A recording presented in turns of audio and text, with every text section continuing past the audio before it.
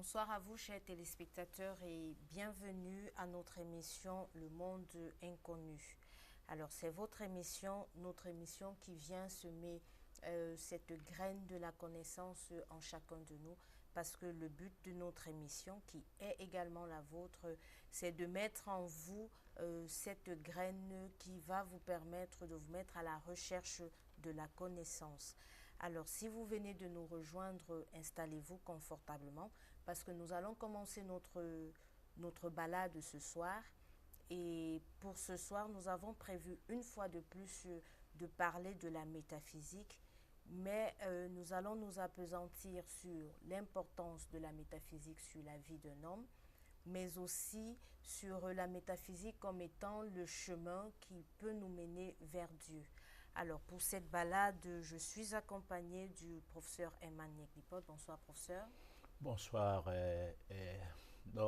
Agathe.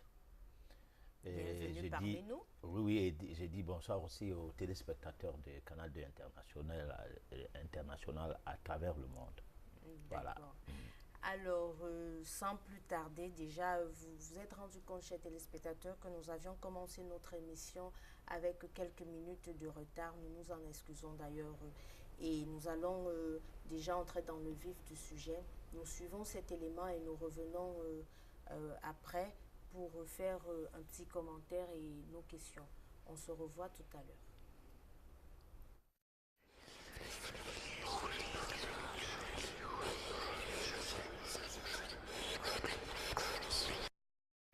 La métaphysique et l'homme. À quoi sert la métaphysique à l'homme? Nous définissons la métaphysique comme étant la quête de la connaissance des lois de l'univers et des principes cosmiques qui permettent d'expliquer la raison de cet univers ainsi que le moyen de découvrir un sens spirituel de tout ce qui existe. C'est ce qui va permettre à l'homme de parvenir au véritable but de son existence et d'en justifier la validité.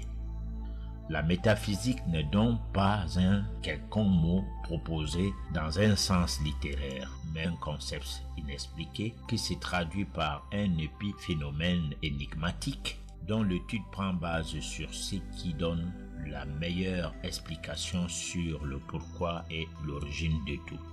Ces concepts qui incitent à rechercher le savoir qui se cache derrière les phénomènes tels adhésion, repulsion, cohésion et aversion, flux, reflux, etc., a pour but de rentrer dans la meilleure des circonstances et décrypter par ricochet la différence entre l'objectif et le subjectif, la réalité et l'actualité, le rationnel et l'imaginaire, le mal et le bien, etc.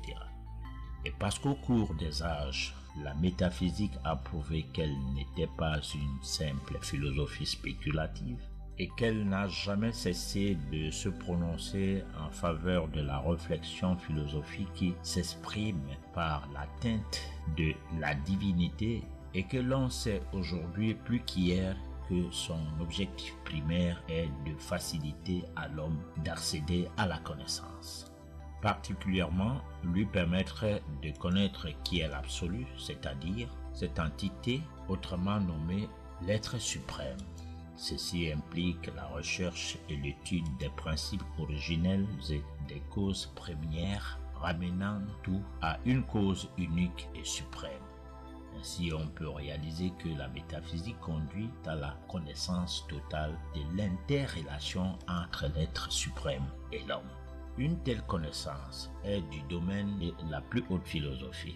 Toute personne qui s'initie à celle-ci va cesser d'être un philosophe ordinaire, un religieux voire un simple croyant, mais sera désormais devenu un métaphysicien ou un mystique et véritablement un homme total. Cette personne va bénéficier de toutes sortes de préciosités sublimes grâce à la maîtrise de son être intérieur vers l'extérieur relatives aux premiers principes de la vie qui se transposent à tout ce qui est de fondamental aux causes premières de l'univers. Alors, comme vous l'aviez constaté, notre élément de ce soir nous présentait l'importance de la métaphysique et l'homme. Je crois que c'est bien celui-là qui était le titre. À quoi sert la métaphysique à l'homme? Alors, est-ce que je voudrais surtout qu'on puisse faire, je vais dire, un rappel, un petit commentaire pour ceux qui viennent de nous rejoindre, parce qu'il y en a sûrement qui viennent de s'installer devant leur téléviseur et qui n'ont pas eu la chance d'avoir l'élément. Alors, de façon globale ou alors en bref, qu'est-ce qu'on peut retenir de l'élément que nous venons de présenter tout à l'heure? Alors, l'élément que nous venons de présenter, puisque c'est une chronique que j'ai écrite dans le but de planter les décors de notre entretien, en ce qui concerne ce que c'est que de la métaphysique par rapport à nous, nous qui sommes l'homme, c'est que ce n'est pas une philosophie spéculative. Il n'est pas question d'une philosophie, d'une certaine forme de philosophie. Le genre qu'on étudie dans les universités, dans les lycées et collèges, universités et autres, qui en fait prend la métaphysique comme un chapitre de la philosophie, alors que la métaphysique est la mère des sciences, c'est-à-dire une étude cosmogonique qui permet, qui permet à tout un chacun qui va dans cette étude de comprendre que il y a le macrocosme et nous, le macrocosme c'est l'univers et nous c'est le microcosme, donc l'étincelle, du moins une particule de l'univers. Alors la métaphysique fait donc qu'il y ait en nous, à travers la connaissance de la métaphysique pour nous, permet à ce que nous ne soyons pas des philosophes téméraires, mais des philosophes scientifiquement élevés vers une dimension de connaissance, du moins qui va vers, et qui nous permet d'aller vers Dieu, donc l'être suprême, voilà. Alors, notre émission de la semaine passée, nous avons vu de façon, je vais donner juste le résumé de ce qui a été dit. On nous demandait de forger d'abord la personnalité de chacun de nos enfants et ensuite les connaissances pourront survenir de partout. Maintenant, nous avons forgé la personnalité et aujourd'hui, on nous parle de la métaphysique. On nous parle de l'importance de la métaphysique dans la vie de l'homme. J'ai forgé la personnalité. Qu'est-ce que je dois faire maintenant pour bénéficier des bienfaits de la métaphysique dans ma vie, puisque maintenant ma personnalité est forgée? Bon, je pense qu'on ne peut pas forger la personnalité sans partir sur des bases métaphysiques. C'est pourquoi l'autre jour, lorsque nous parlions de la connaissance orale chez les Africains, et puis de l'école française qui était comparée à l'école asiatique, on a constaté qu'il y a quelque chose qui ne va pas dans l'éducation de l'être humain. C'est-à-dire qu'on a l'impression que les gens éduquent les autres. C'est comme les Français étaient en Afrique pour une mission civilisatrice, disait-il. Alors, pour civiliser quelqu'un, il faut être toi-même civilisé. Pour guider un enfant, il faut être guider toi-même. Il faut être son maître. Bon, être maître, c'est maîtriser quelque chose. Parce que, par exemple, j'entends souvent, avant, on ne parlait pas de master 2, master 1, master 2. On parlait de maîtrise. Maîtrise en droit, maîtrise ceci.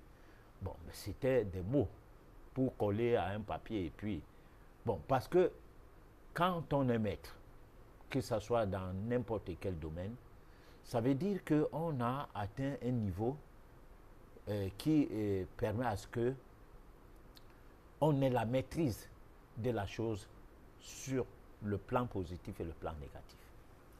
Alors, donc, le décor que la famille plante à partir de l'homme et la femme, et de l'enfant ou les enfants qui vont naître, n'est pas un décor qui permet à ce que la personnalité de l'enfant soit que l'enfant soit guidé vers une certaine personnalité. Il faut d'abord que les parents aient eu eux-mêmes une personnalité.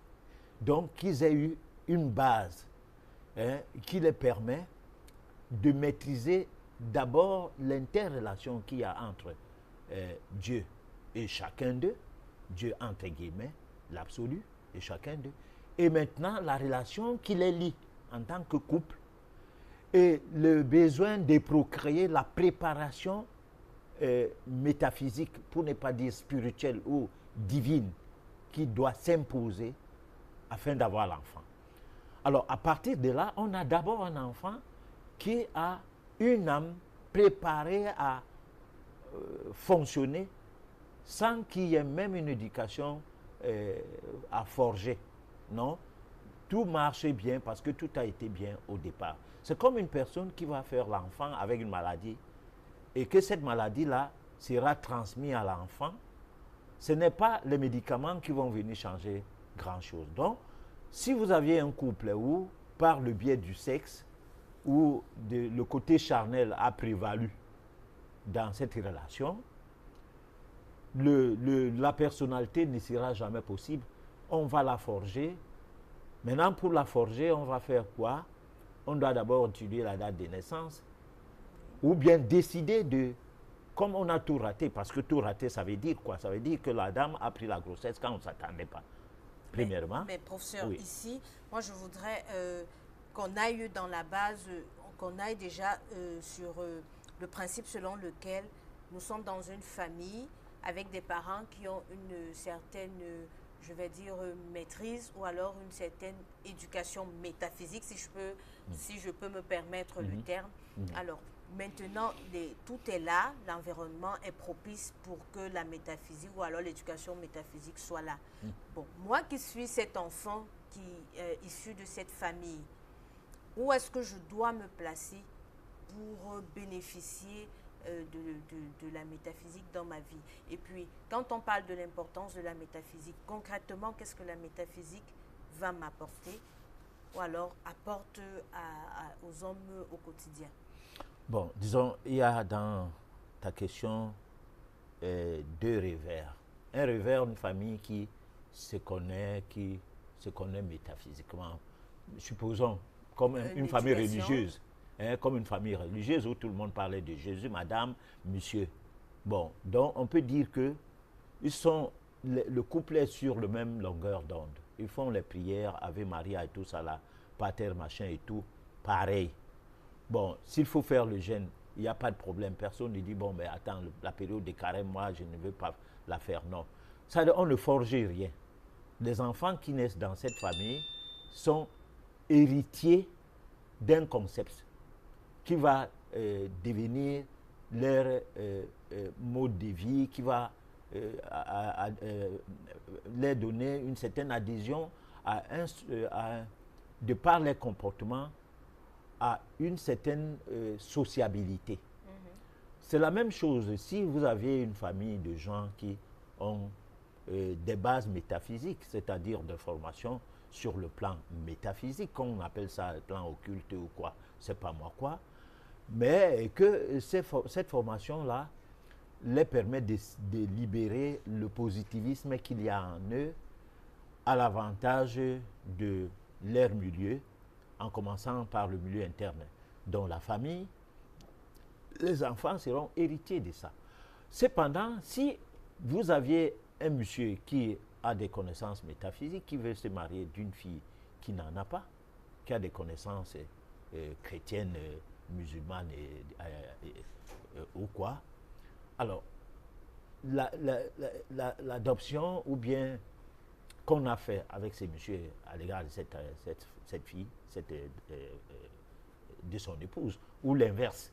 Parce que c'est pourquoi souvent dans les milieux, dans certaines familles, on dit, bon, écoute, il faut que tu sois chrétien comme nous pour prendre notre fille. Ou tu sois islamisé comme nous. Sinon, vous ne vous mariez pas. Bon, parce qu'on suppose que vous devez avoir une base spirituelle qui est la même. Alors, la différence qu'il y a dans le domaine métaphysique, c'est qu'on n'oblige pas quelqu'un à devenir métaphysicien ou de faire la métaphysique pour se marier à qui que ce soit. Parce qu'on sait que c'est un cheminement, c'est une étude, c'est une école. On se met à une école. Parce que cette école n'a rien à voir avec le dogme. C'est-à-dire qu'on ne vous dit pas que Dieu est monté et descendu. on vous dit, vous avez Dieu en vous. Et vous devez aller à la découverte de ce Dieu. Donc le mari n'est pas votre Dieu. Il n'est pas votre maître. Il n'est rien qu'un être humain avec qui vous faites ensemble un chemin et lequel vous conduit vers une divinité. Donc vous traversez toutes les étapes de la spiritualité, parce que dans la spiritualité, il y a le côté négatif et le côté positif, jusqu'à se purifier, à purifier vos âmes et à vous élever. À partir de là, vous aviez des bases dans votre mariage que voudrait que même les enfants, vous ne commencez pas par la procréation aussitôt que vous vous rencontrez.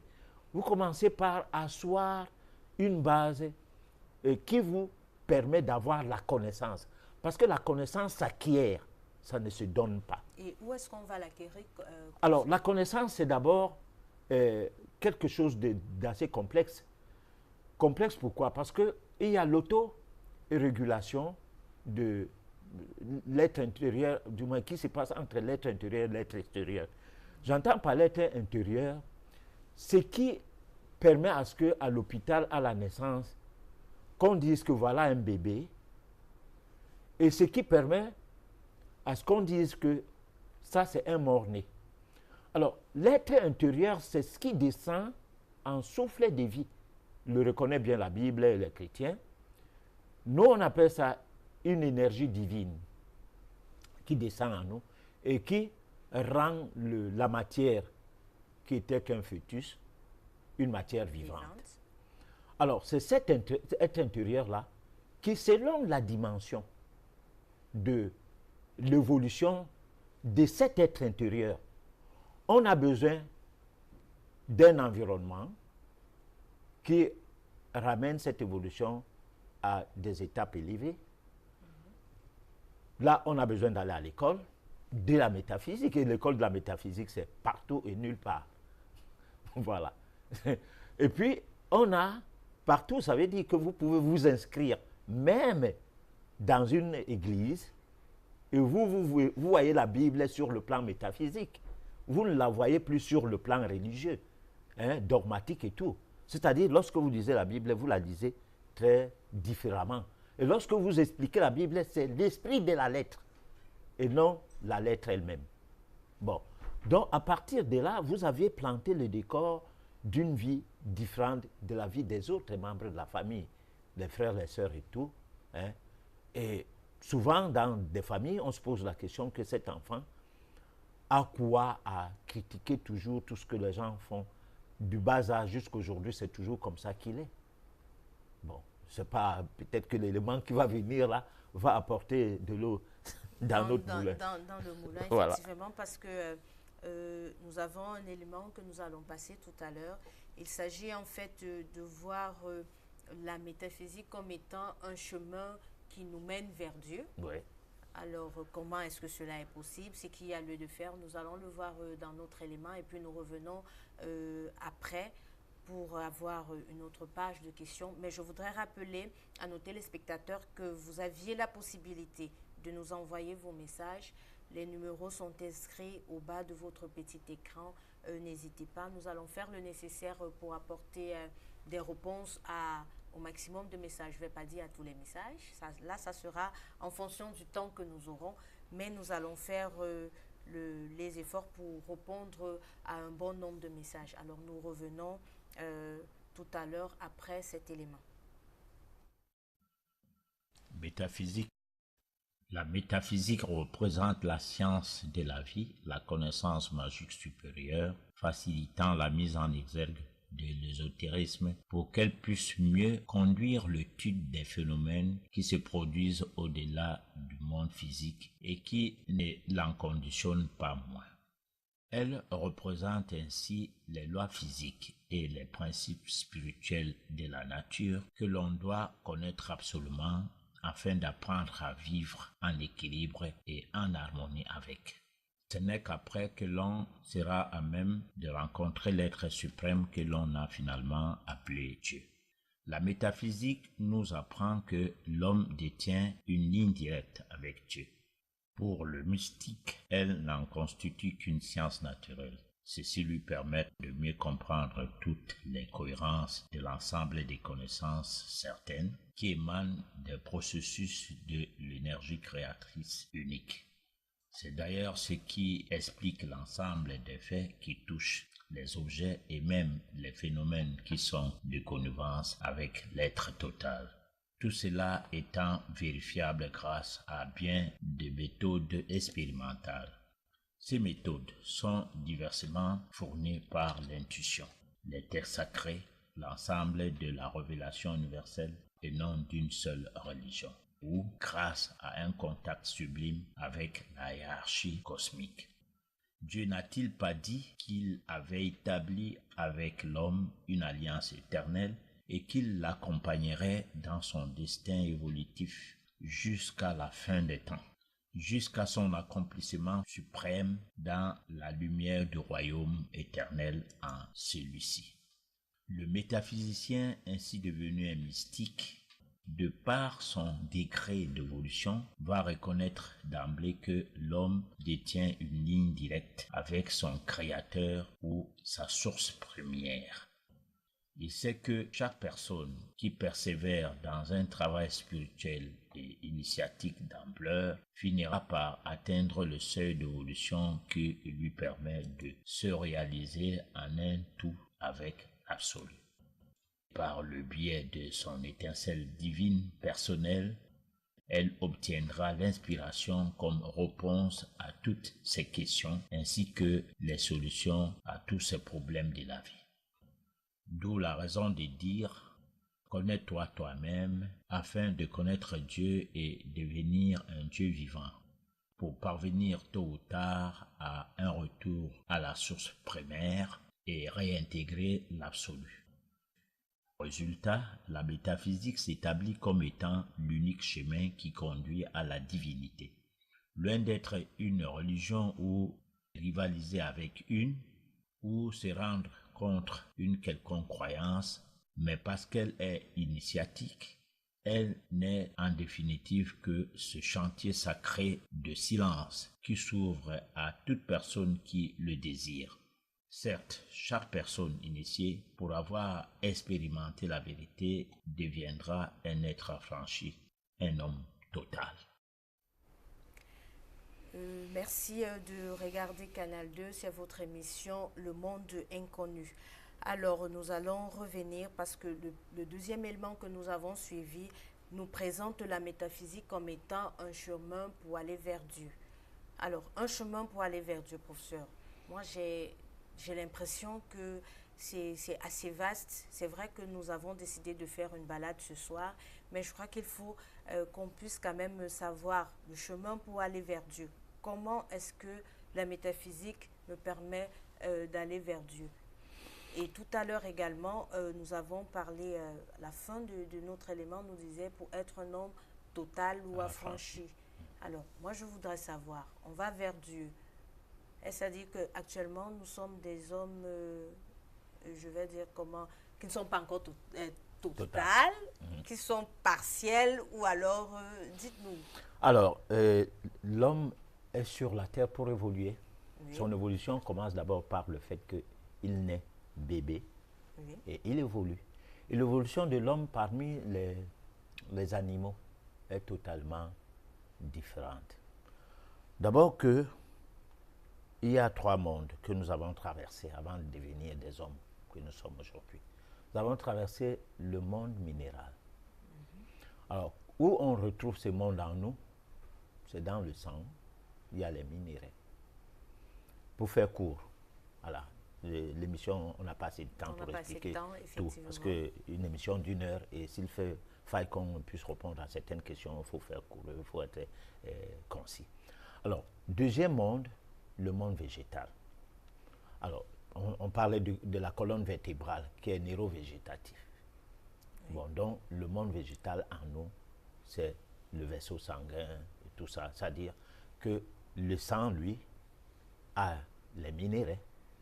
Et ces minéraux circulent dans l'arbre, comme tous les arbres qui sont plantés à même le sol, ont besoin de la racine pivotante, de puiser des nutriments dans des le nutriments sol, pour dans le pouvoir sol nourrir la sous plante. forme d'un liquide.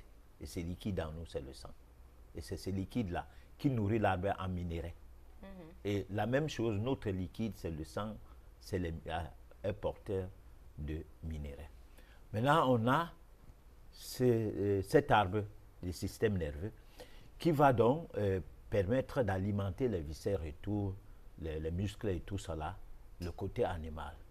Donc nous sortons du monde minéral, du monde végétal, du monde animal, où nous sommes appelés à devenir des humains. Donc pour le moment, on nous appelle les hommes, mais sans être des humains.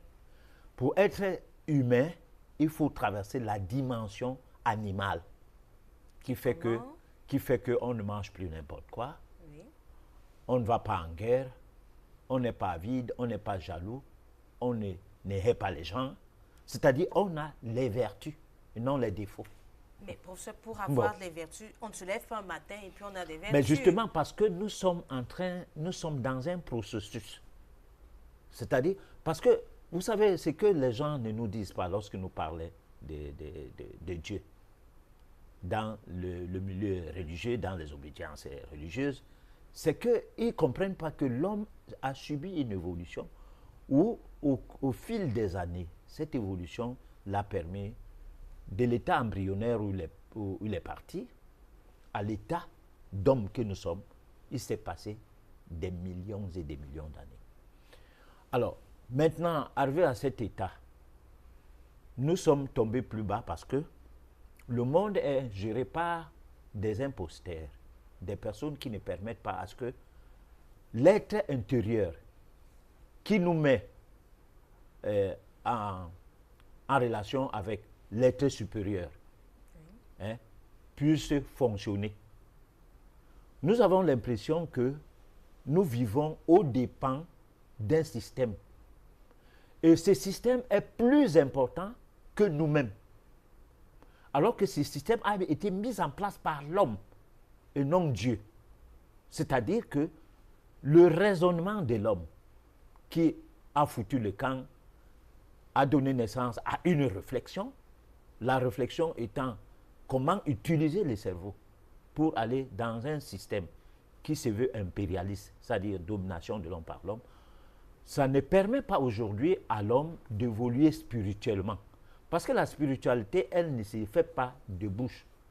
Elle doit avoir un socle, une base. Cette base-là doit partir sur la dimension de ce que je dirais qui nous éloigne de tout ce qu'il y a comme défaut. Alors, partant de l'état animal, de la bête, pour arriver à l'état de l'homme, nous n'avons que les défauts faciles à imiter. Nous n'avons que les défauts faciles à imiter. Nous n'avons pas les possibilités de percevoir la chose autrement. Vient s'ajouter maintenant le fait de mal guider l'homme. Parce que si on vous parlait de Dieu, comme quelqu'un qui est assis quelque part et qui écoute tes prières, c'est différent lorsqu'on te parlerait de Dieu, comme quoi tu as l'étincelle divine en toi qu'il faille développer. Parce que c'est quand on te dit que tu as l'étincelle divine en toi qu'il faut absolument développer, que tu te rends compte que tu as une dimension qui te permet d'avoir un développement personnel qui fait en sorte que tu n'es plus l'esclave de l'autre, tu n'es plus l'élève de l'autre, tu n'es plus, je ne sais pas, c'est-à-dire que tu deviens maître de toi-même. De toi-même. Mais maintenant, moi je dis, nous devons devenir maîtres de soi-même. Mais comment est-ce que cela est possible? Étant donné, parce que vous avez dit tout à l'heure dans vos propos, que nous sommes dans un monde avec les guerres et autres qui ne permettent pas à ce qu'il y ait éclosion de l'être intérieur que nous avons en chacun de nous. Maintenant, nous sommes dans ce système, là nous sommes d'accord. Qu'est-ce qu'il faut faire?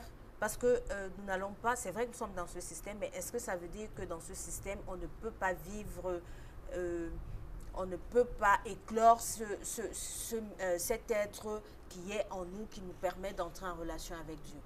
Qu'est-ce qu'il faut faire, étant dans ce système, pour pouvoir permettre à cette étincelle divine que nous avons de briller dans nos vies? Alors, c'est très compliqué.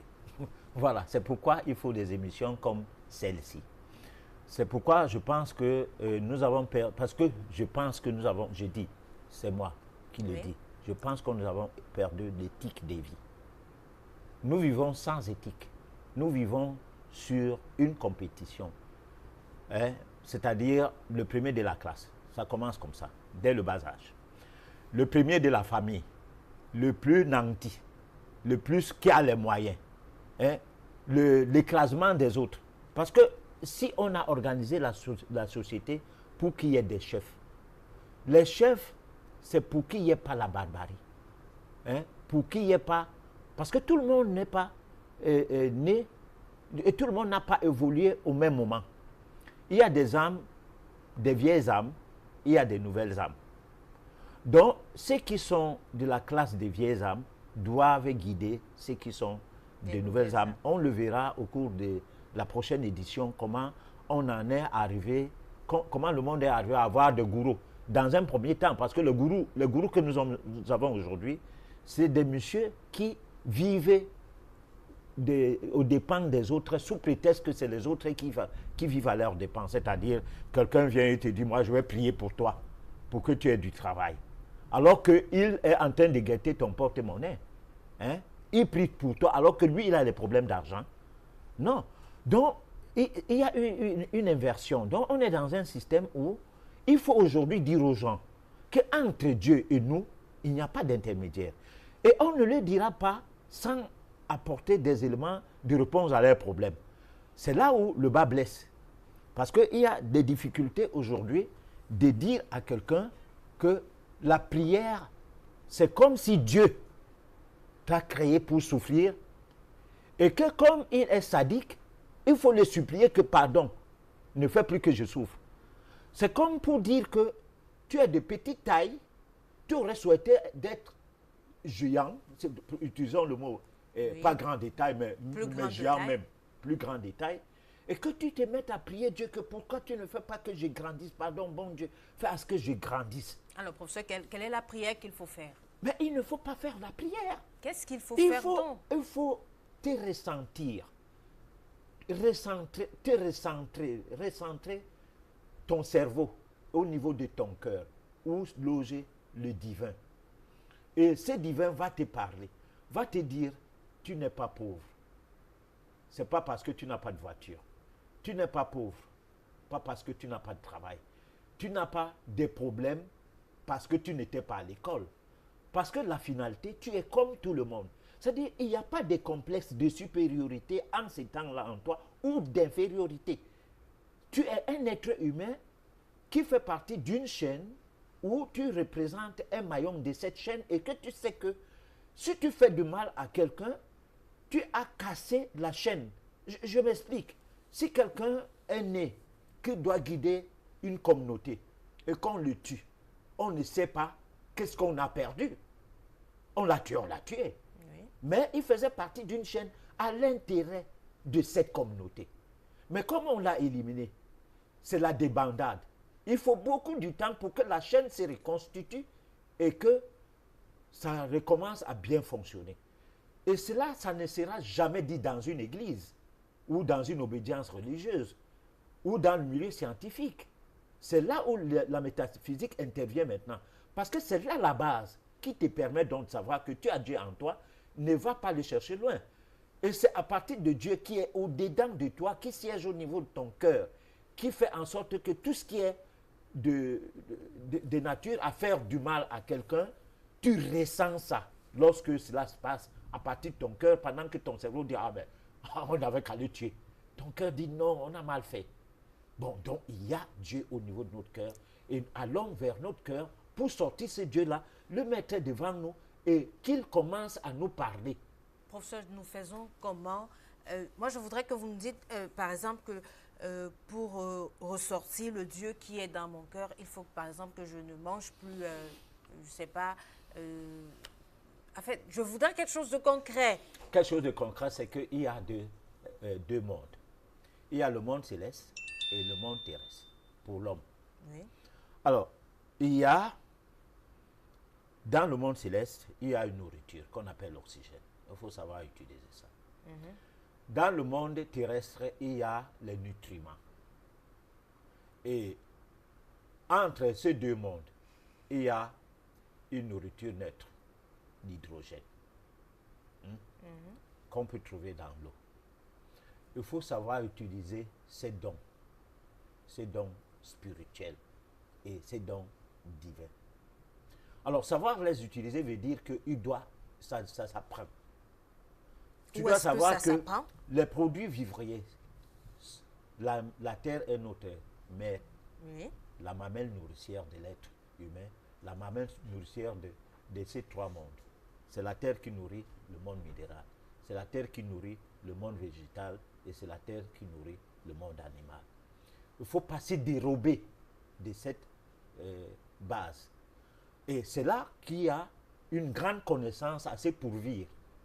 Donc il faut étudier tous les mécanismes du fonctionnement de notre mère Terre. Parce que ce que les gens ne comprennent pas, tous ceux qui nous ont précédés avant, dans le cadre métaphysique, qui ont apporté de la lumière spirituelle à l'humanité, s'étaient occupés de la mère Terre et du Père Céleste. Voilà. D'accord. Alors moi, je pense que de ce qu'il ressort, c'est qu'il faut faire attention avec la nature, parce que quand on parle de la terre, de l'oxygène, ça renvoie à l'air qui est un élément de la nature. Donc, le but, c'est de maîtriser les lois de la nature pour pouvoir retrouver le Dieu qui est dans nos cœurs et faire briller l'étincelle divine qui est en nous. Alors, nous allons revenir juste après cet élément. Il s'agit pour nous de vous donner une réflexion. Il en va de tout un chacun de suivre l'élément et d'y aller de son bon gré, bien entendu, tout en prenant appui sur tout ce que nous avons dit ou alors tout ce que nous avons fait jusqu'à présent. Nous revenons après cet élément. Bonjour mes délicieux co-créateurs, c'est Lilou, je suis au Québec, toujours au Québec, et me voici cette fois-ci avec Daniel Meroy. On se retrouve ici, chez toi, bonjour. Bonjour Lilou, je suis très heureux de te retrouver ici. La dernière fois c'était à Toulouse, puis là tu as fait le saut au-dessus de l'Atlantique, alors bienvenue ici à Québec. Ouais, et je sais que la dernière fois on avait eu une très très belle conversation qui a plu à énormément de monde, tu as écrit... Un beau souvenir effectivement, oui. C'est en ce sens-là que j'ai été amené beaucoup à me tourner vers les gnostiques, parce que les premiers chrétiens gnostiques, parce que finalement, au-delà de la tradition, très vieille tradition dont ils ont été issus, parce que le gnosticisme n'a pas commencé avec le christianisme, c'est le fait que la philosophie gnostique nous dit qu'il faut d'abord vivre par soi-même des expériences intérieures. C'est la connaissance du divin en soi, de la présence de la lumière en soi, qui nous amène à une forme de libération de toutes nos tensions, de toutes nos raideurs, de toutes nos souffrances. Donc ce n'est pas l'adhésion à un dogme, c'est le fait de reconnaître quelque chose qui est en nous et qui est fondamental, parce que c'est notre essence. Cela dit, lors de cette petite recherche que j'ai faite, il parlait beaucoup d'un enseignement à long terme, donc sur le temps, et aussi lié à l'enseignement d'un gourou en particulier. Donc, quelle est votre vision de tout ça? Parce que souvent, on tombe après, soit c'est de la religion, soit ensuite c'est du gourou, mais c'est toujours à l'extérieur de nous. Toujours à l'extérieur de nous. J'ai trouvé le terme intéressant, je n'ai pas trouvé d'équivalent en français, mais j'ai tenu véritablement à ramener cette expérience de la quête de l'Advaita véritablement à notre maître intérieur. Vous savez, je crois que la façon dont le concept du divin a été présenté dans notre tradition occidentale a véritablement faussé notre rapport. Quand on dit Dieu, par exemple, on a l'impression de quelqu'un qui nous juge au-dessus de l'univers, puis qui nous regarde et qui va pointer nos fautes, nos défauts, nos insuffisances, puis qui va nous récompenser avec des bons points à la fin, le paradis, etc. Je crois que c'est une erreur absolument fondamentale. Le divin Dieu n'est pas quelqu'un, c'est un champ de force, c'est un champ d'énergie dont nous portons, je dirais, une souche, une racine en nous, en génétique on dit une cellule mère en nous. Je crois que nous avons cette réalité divine en nous, mais qui ne se réfère pas, qui ne nous renvoie pas à une force extérieure à nous. Donc dès qu'il y a ce côté, ou dès qu'un enseignant ou quelqu'un nous pointe vers l'extérieur ou vers lui-même, il vaut mieux éviter. Non, parce que je parle de tout ça parce que le sujet est important à aborder dans ce cadre-là, on est d'accord? Il vaut mieux l'éviter, oui. En réalité, on ne peut pas s'empêcher également de se tourner vers de très grands êtres qui ont manifesté une réalisation. Donc ils sont pour nous des modèles, des sources d'inspiration. Mais je crois que ces êtres-là, si on comprend bien leur enseignement, et s'ils sont authentiques, ne sont pas simplement un peu de poudre aux yeux, nous attirent vers eux pour nous renvoyer à nous-mêmes, et non pas simplement pour établir un culte autour de leur personne. Et c'est là où il faut faire extrêmement attention. Le terme de gourou en Occident est en général assez mal compris, parce qu'on assimile forcément le gourou à quelqu'un qui attire à lui et qui retient l'autre pour son propre pouvoir. Il y a effectivement un certain nombre de personnes qui sont comme cela, aussi bien en Occident qu'en Orient. Il y en a partout dans le monde, parce que c'est une espèce de mécanisme égotique, bon, qu'on connaît très très bien. Mais il faut se dire aussi qu'en sanskrit, la notion de gourou au départ n'a pas ce sens-là. Donc il faudrait essayer de lui rétablir, de lui donner son sens noble. Le gourou, c'est théoriquement, à sa racine au départ, un être qui est un être de référence vers lequel on peut se tourner pour essayer d'y voir clair en soi-même, mais non pas un être à adorer. Bon, c'est peut-être un petit peu tard pour essayer de rectifier les choses, parce que c'est vrai qu'on a c'est une espèce de melting pot maintenant.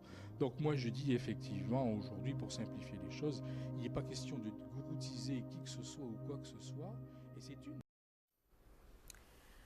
Alors, nous sommes bienvenus une fois de plus sur notre plateau de Monde Inconnu. Si vous venez de nous rejoindre, c'est votre émission qui est là, qui est diffusée tous les mardis sur les antennes de votre chaîne Canal 2 entre 23h et minuit. Et ce soir, je voudrais vous rappeler notre thème. Nous parlons de la métaphysique, mais cependant, nous faisons une balade vers l'importance de la métaphysique dans la vie d'un homme, et aussi la métaphysique comme étant un moyen pour aller vers Dieu. Et tout à l'heure, vous avez suivi un élément qui nous parlait, il s'agissait bien entendu de Daniel Meroux, qui nous parlait en fait de l'être divin que nous avons en chacun de nous. Et avant cet élément, effectivement, le professeur nous disait que chacun de nous a une étincelle divine qu'il faut faire briller, il faut entretenir oui, et faire briller dans nos vies. Mais moi, je voudrais savoir juste pour, je vais dire comment, pour permettre à nos téléspectateurs de mieux comprendre ce dont il est question dans l'élément que nous avions suivi tout à l'heure. Vous nous aviez dit tout à l'heure que nous n'avons pas besoin de prier. C'est bien cela. Oui. Alors, dites-moi, est-ce que, étant donné que j'ai cet élément en moi, est-ce que je n'ai pas besoin à un moment de m'asseoir, de prier si vous voulez, c'est-à-dire me concentrer pour avoir le maximum de force pour pouvoir faire quelque chose? Je ne sais pas. Est-ce que ce n'est pas de la prière ou alors... Bon, alors on peut parler de la méditation. Oui. Bon, parce que la méditation, c'est comme un concept, d'accord, mais c'est plus qu'un concept, qui consiste à ressentir, à se ressentir d'abord, afin de ressentir le lien qu'il y a entre soi et au-delà de soi. Voilà. Et là, il faut réétablir le cordon d'argent. Le cordon d'argent, c'est quoi? C'est le champ magnétique qui nous lie avec l'absolu. L'absolu, c'est le cosmos. C'est l'ensemble des entités et que les uns et les autres appellent les anges et tout, oui. L'ange gardien et tout, qui nous lie avec l'absolu. Et ce cordon d'argent, il faut le rétablir. Et on ne peut le rétablir qu'à travers la méditation. Et dans la méditation, on ne dit pas, il faut que j'ai le travail. Hein? Il faut que j'ai le diplôme, il faut que j'ai mon examen. Non, on dit que ce qui m'est destiné, que je sois ce qui m'est destiné. C'est là où on trouve des gens créatifs. Parce que lorsque toi tu demandes quelque chose que Dieu pense que ce n'est pas bien pour toi. C'est comme un enfant qui a besoin de toucher, de tomber dans une flamme de feu parce qu'il croit que c'est une flambée d'or. Tu veux le travail et tu veux avoir les diplômes. Les diplômes ne te serviront à rien dans la vie. Ça va te causer des ennuis. Tu ne le sais pas. Tu veux le travail. Le diplôme me permet d'avoir un travail. Tu veux le travail. Ce travail, on va te tuer là-bas. Par contre, tu es né pour créer une machine. Tu es né pour être Steve Jobs. Créer une tablette. Créer un iPhone. Tu aurais dû refuser d'aller à l'école comme Steve Jobs, que tu aurais dû faire quelque chose d'autre. Je dis refuser.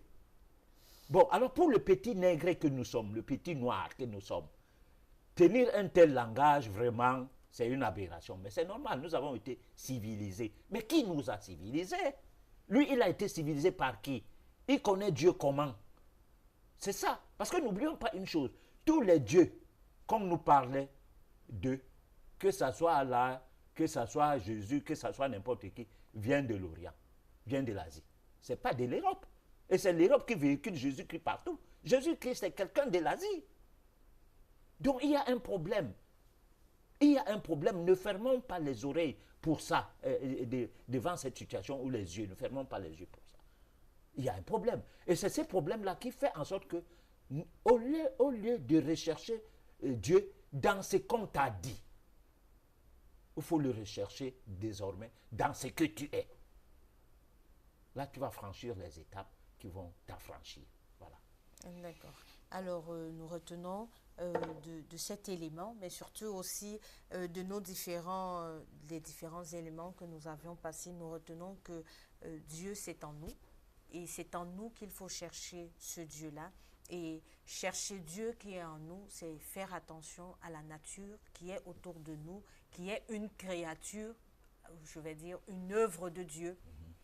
Alors, nous avons ce que nous appelons la page pratique. Il s'agit ici pour nous de vous donner quelques conseils et à la demande du public, nous allons vous repasser la page pratique qui a été diffusée à notre édition de mardi passé, c'est-à-dire des astuces pour faire une bonne orientation scolaire, une bonne orientation professionnelle en fonction de notre signe du zodiaque, en fonction de notre date de naissance. Vous écoutez avec nous et on se retrouve juste après.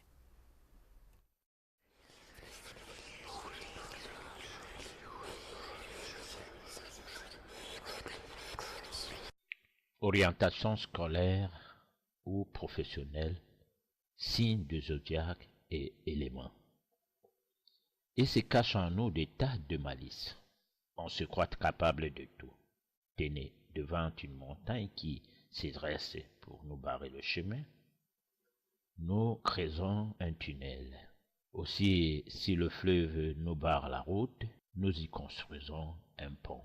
Là où il y a de marécages, une zone que nous qualifions de touristique à cause de sa verdure, nous y chassons l'eau et la boue pour construire des immeubles. Pour l'homme, la nature n'est qu'un jouet. Mais dans ce jeu, malheureusement, la nature finit toujours par avoir raison sur lui, même s'il faille attendre des décennies. Le tunnel va s'écrouler, le pont sera englouti dans les eaux, un cataclysme va frapper les immeubles en question. Tout ceci explique que, quelle que soit la durée de ce phénomène naturel que les techniciens appellent catastrophe naturelle, le cas des séismes ou des tremblements de terre par exemple, explique combien les lois de la nature sont inébranlables, voire incorruptibles. Il n'y a pas que de séismes hors de nous, mais il y a aussi ce qui nous frappe au travers de notre corps physique et au-dedans de nous. Ceci se passe dans nos têtes, mal faites à cause d'un système d'enseignement qui nous bourre le cerveau. Au sortir, le diplômé est embrouillé. C'est ce que nous avons essayé d'expliquer comme étant des manœuvres de la sorcellerie secondaire, parlant parfois du rôle anodin de l'école ou de la religion. L'orientation dans la vie professionnelle devrait obéir à deux critères: la vocation et les dons innés, c'est-à-dire d'exclure toute forme de compétition, concours, examen, etc. Un système d'évaluation qui ne donne pas les mêmes chances à tous. Ce qui fait qu'au cours d'une année scolaire, le dernier de la classe peut avoir l'examen pendant que le premier échoue. Le diplôme obtenu de cette manière fait en sorte que le diplômé en question n'ait en soi qu'une valeur déclarée. Nous vous proposons ici le tableau de la professionnalisation de chaque individu suivant son tempérament. Élément feu, tempérament bélier, signe du zodiaque bélier, né le 21 mars, 20 avril. Lion, né le 24 juillet, 23 août. Sagittaire, 23 novembre, 21 décembre. Les professions de ces trois signes sont soldat ou militaire, boucher, directeur ou chef de commandement, pompier, bref tous les métiers de violence. Élément terre, tempérament nerveux. Les signes du zodiaque qui obéissent à cet élément sont Taureau, né entre le 21 avril et le 21 mai. Vierge, né entre le 24 août et le 23 septembre. Capricorne, né entre le 22 décembre et le 20 janvier. Profession, fermier, agriculteur, ingénieur, chimiste, comptable, cultivateur, policier, gardien, maçon, bref, tous les métiers laborieux. Élément air, tempérament sanguin. Les signes du zodiaque sont Gémeaux, 22 mai, 21 juin, Balance, né entre 24 septembre et 23 octobre. Verseau, né entre 21 janvier, 19 février. Les professions qui obéissent à ces signes sont artistes, musiciens, avocats, parfumiers, danseurs, diplomates, comédiens, fleuristes, bref tout métier qui demande de l'adresse. Élément eau, tempérament lymphatique. Signe du zodiaque, Cancer, né entre 22 juin 23 juillet. Scorpion, né entre 24 octobre 22 novembre. Poisson, né entre 20 février et 20 mars. Profession, marin, voyageur, médecin, sage-femme, commerçant, caissier, navigateur, poissonnier, bref tous les métiers d'eau. Merci. Alors, nous revenons sur notre plateau du monde inconnu. Nous allons tout de suite passer au message de nos téléspectateurs, parce que si nous sommes ici ce soir, c'est d'abord pour vous apporter des éléments de réponse, mais aussi c'est pour vous apporter, je vais dire, pour vous tracer une voie vers la quête de la connaissance. Donc, nous prenons quelques messages et puis nous allons y apporter des réponses dans la mesure du possible, parce qu'effectivement, le temps nous tient au cou.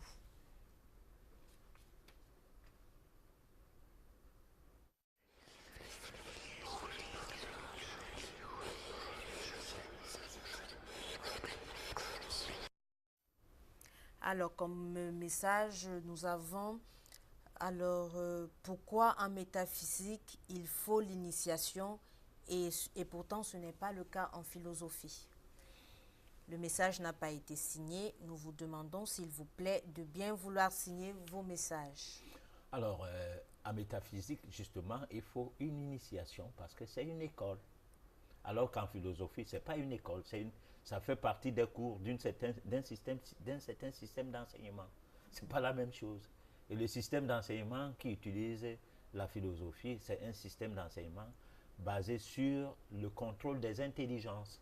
Parce que c'est un système d'enseignement qui voudrait que le monde soit comme on a fait le monde avec ceux qui ont fait ces systèmes d'enseignement.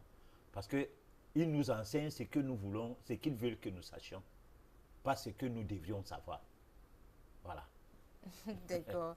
Alors, nous avons le message de Noël depuis Yaoundé. S'il vous plaît, quelle place accordez-vous à Jésus-Christ dans la métaphysique? Alors, Jésus-Christ était un métaphysicien. Il marchait sur l'eau, il guérissait les malades et tout. Il n'utilisait pas de médicaments pour le faire. Parce qu'il était métaphysicien. Et tout métaphysicien n'a pas besoin. Quand on a atteint le niveau des divins, on sait pourquoi on mange, oui. On sait pourquoi on boit de l'eau, comment respirer, comment boire de l'eau, comment manger, on ne tombe pas malade. Et quand quelqu'un est malade, on sait comment utiliser l'énergie magnétique. Donc, comment émettre un champ magnétique, d'où on a appris des cours de magnétisme. Du moins, on s'est imprégné au concept magnétique qui permet de transférer l'énergie magnétique qu'on a en soi à travers les fluides magnétiques vers une personne pour rétablir l'équilibre dans le dysfonctionnement de son organisme qui s'est présenté à ce moment précis qu'on a finalement appelé maladie. Donc Jésus n'avait donc pas besoin d'aller à l'hôpital quand lui-même il était malade et il n'avait pas besoin d'amener les gens à l'hôpital. Voilà, parce qu'il était métaphysicien. Si tous les chrétiens deviennent métaphysiciens, les hôpitaux vont fermer. Mais ceux qui ont fait les hôpitaux, c'est eux-là qui ont encore enseigné Dieu, Jésus. Donc, c'est blanc, bonnet, bonnet, blanc. Donc, ce n'est pas le vrai Jésus là-bas. Voilà. D'accord, professeur. Alors, nous avons également un message. Quelqu'un qui, voilà, il s'agit de Émeric depuis Yaoundé. Il voudrait savoir, est-ce que tout le monde pourrait être initié à la métaphysique? Et il précise, entre parenthèses, africaine. Ou alors, y a-t-il des élus pour la métaphysique? Alors, il y a des élus pour ceux qui sont des vieilles âmes. Ce sont des métaphysiciens déjà. Ils n'ont pas besoin de s'inscrire à une école. Mais il y a des jeunes âmes qui doivent s'inscrire à une école de métaphysique. Là, tout le monde peut y arriver. Sauf que seuls ceux qui sont appelés peuvent s'inscrire à cette école. Comme pour dire, quand le disciple est prêt, le maître se présente. Donc, il faut être prêt comme disciple pour avoir le maître. Le maître peut être quelqu'un qui est à côté de chez toi. Tout comme le maître peut être une école qui s'inscrit dans la logique de recevoir les gens qui veulent apprendre la métaphysique. Mais professeur, jusqu'à présent, je ne pense pas que nous ayons une école comme une faculté en sciences ou je ne sais pas quoi. Il y a des écoles comme ça, mais ça, c'est des écoles spéculatives. Bon, en réalité, il y a des écoles qui donnent même les doctorats en métaphysique. Moi, je suis parapsychologue, j'ai été formé comme parapsychologue, j'ai un diplôme. Mais ça, c'est pas ça la métaphysique. Bon, la métaphysique, c'est quelque chose qui s'inscrit dans la logique. Quand tu vas vers celui qui te forme en métaphysique, il n'a pas besoin de venir à la télé, à la radio en disant « j'ai ouvert une école de métaphysique, venez me voir ». Bon, on peut, en passant peut-être dans les réseaux sociaux et tout, trouver une école, à travers les réseaux sociaux et tout, trouver une école métaphysique. Mais il faut, à travers cette recherche, avoir quelqu'un qui est un maître, qui n'est pas un directeur d'école. Parce que le directeur d'école, c'est juste avoir quelqu'un qui est plus, je vais dire, qui a une certaine assise dans la matière pour vous éclairer et vous tirer vers la chose. On vous donne des cours, bien entendu, vous les lisez. Mais là, c'est une inscription où quand vous vous inscrivez, vous n'avez pas de cours directement. D'accord. Alors, nous avons encore certains messages. Il s'agit surtout des cas pratiques. Nous avons quelqu'un qui nous... j'ai un enfant qui grince ses dents pendant son sommeil. Alors, voudrais savoir ce qu'il y a lieu de faire pour remédier à cette situation. Alors, il grince les dents pendant le sommeil. Il faut voir si ce n'est pas... Il ne rêve pas. Les enfants rêvent comme les chats rêvent, comme les chiens rêvent.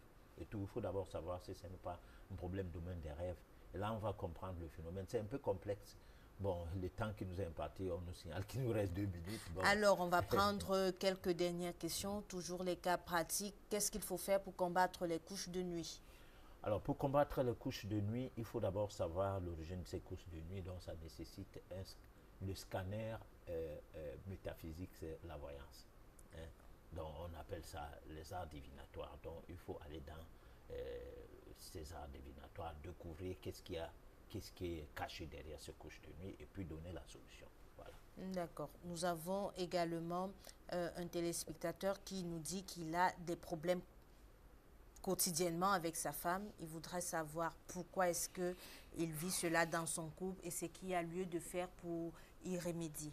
Alors, pour y remédier, il faut qu'il fasse une étude d'affinité qui consiste à prendre le nom et le nom complet de sa femme, sa date de naissance exacte, son nom complet, sa date de naissance exacte. Et puis, l'année des rencontres, on va lui faire cette étude et il comprendra pourquoi ils ont toujours des problèmes. S'ils sont en bonne affinité, ce mariage va continuer. S'ils ne sont pas en bonne affinité, c'est un mariage qui a appelé à se rompre. Bon, nous sommes à la... D'accord. L'émission est terminée. Alors, nous, comme vous l'aviez constaté, chers téléspectateurs, nous sommes à la fin de notre émission. Nous avons passé 1 heure ensemble au cours de laquelle nous avions fait notre balade, parce que n'oubliez pas, il s'agit juste d'une balade. Il n'est pas question ici de faire une école à proprement parler. Nous vous donnons juste quelques brides pour vous permettre de continuer votre quête dans la connaissance, pour vous permettre de vous éveiller et de prendre, qu'est-ce que je vais dire, de prendre sur vous, de chercher à savoir qui vous êtes, ce que vous êtes venu faire sur la terre, mais surtout de faire briller cette étincelle dont nous avions parlé tout à l'heure. Je vais demander à ceux qui nous envoient, qui continuent à nous envoyer des messages, que nous sommes déjà à la fin de notre émission. Nous allons faire le nécessaire pour que la prochaine fois, nous puissions apporter des réponses à vos messages. Merci de nous avoir suivis et surtout restez scotchés sur votre chaîne Canal 2. Prenons rendez-vous pour mardi prochain à la même heure, c'est-à-dire à 23h, entre 23h et minuit. Ça sera pour une autre balade avec un autre thème. Bonne soirée à vous.